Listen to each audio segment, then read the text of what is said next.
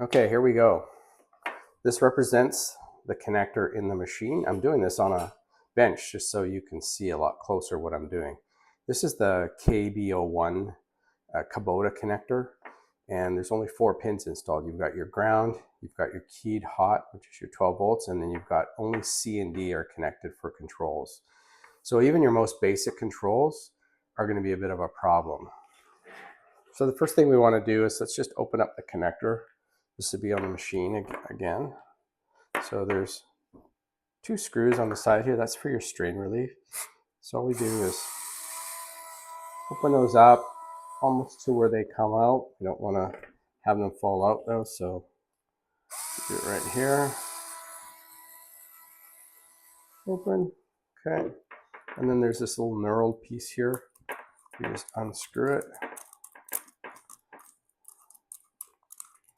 Okay, now we have access to the back of the connector. So this is what it would look like on your machine. You've got the 4 wires in there connected, and everything else is open. You may actually see little white things in there. Those are seals. You want to pull those out. I've actually already pulled them out of this one so that they're not in the way, and it's just easier for you to see what's going on. And then you only leave those in the unused position. So don't try and push those through. I've had customers try to push the pin through with the white seal in there, and then it makes a huge mess. You never get the pin through. So make sure there's no white seals located up inside here, and then you're good to go. So I've pulled this out of the way. Now, next thing I'm going to do is I have to get access to the back of this connector because we're going to take these little connections out. So what I'm going to do first, I'm just going to take the shrink tubing. I'm just going to slit it, and just be careful that you don't slice into the wire. Okay. I've done this for many years, so I'm pretty good at it here. And I just use my trimmers here.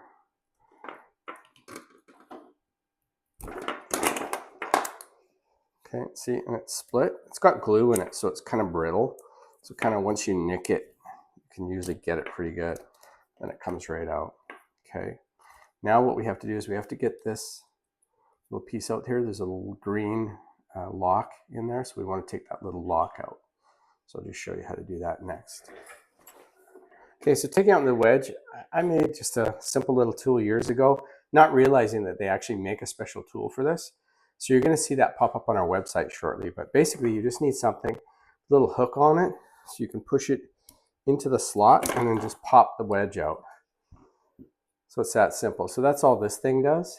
So it just fits inside here. Yeah, I've been working on these for all these years, and I didn't realize that they actually sold a tool specifically for this. So like I said, we'll be offering that on our website soon. So once I've got it out, then I've got the pins right there. Again, those are the exact same pins that you're going to see that'll fit right into this 14-pin connector. So it's really great that we did it this way. We're always thinking ahead. So all I'm going to do now is I'm going to pop these pins out. And what I do is I apply a little bit of pressure to the wire at the same time as I kind of pop the wedge. And they let go. Here's the one side. Pull the other side. One more. It's going to be a tough one. Make it. Yep, I got one that wants to be a tough one here. There we go. And then I just pull them out. And there you see, that's exactly the same pins that you're going to see in here. Okay, so the next thing I'm going to do is I want to feed this through the back of the connector. Okay, so got the connector open. In this case, I'm not going to use this. It's just easier to show you. Take my harness. There's my 4 wires. I'm just going to slide them through the back here.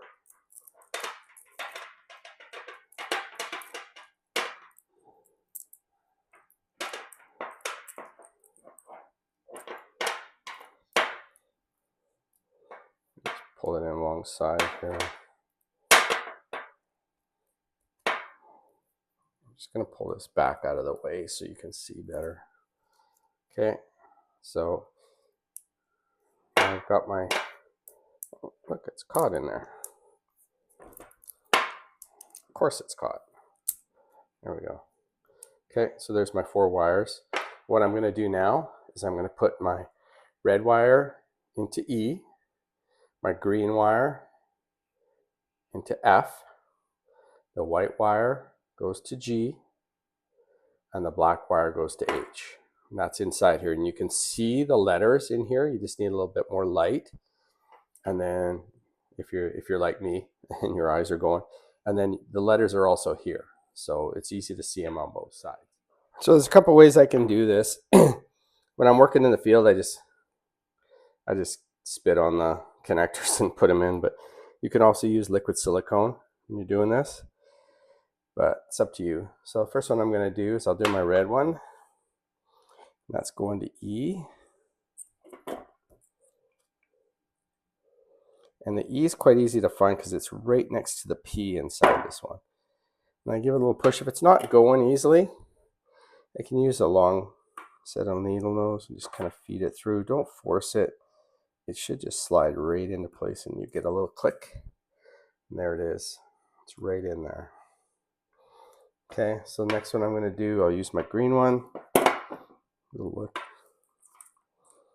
That's going into F, as in Frank. Again, it just kind of slides down. I'm just going to use my cheaters here. Slide this into place. There we go. It's F. Then the next one I'm going to do is my white wire. That's going to G.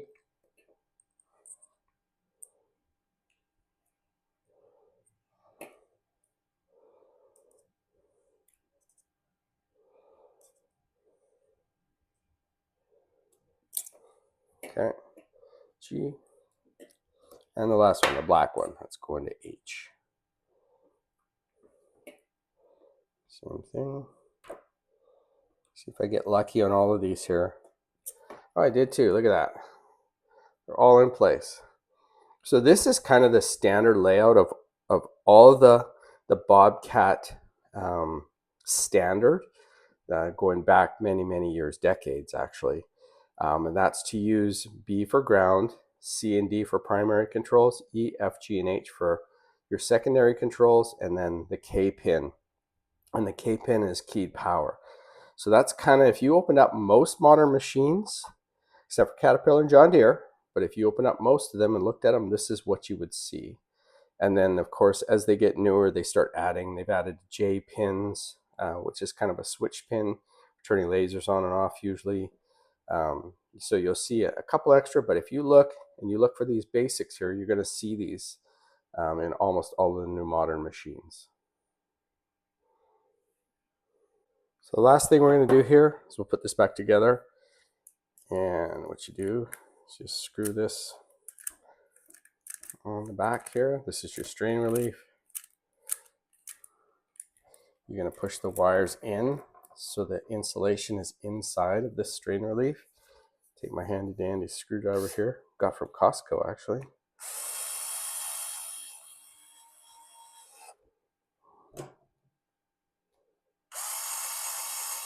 Had a lot of these over the years, and this one actually is really nice quality. It comes with all of the bits all in a nice little case. Actually, that's what it looks like there. It's actually kind of cool. And it all slides into this case. So it's kind of handy. Anyways, and that's it. Now I've got this all ready to go. Of course, you've already routed this through your machine.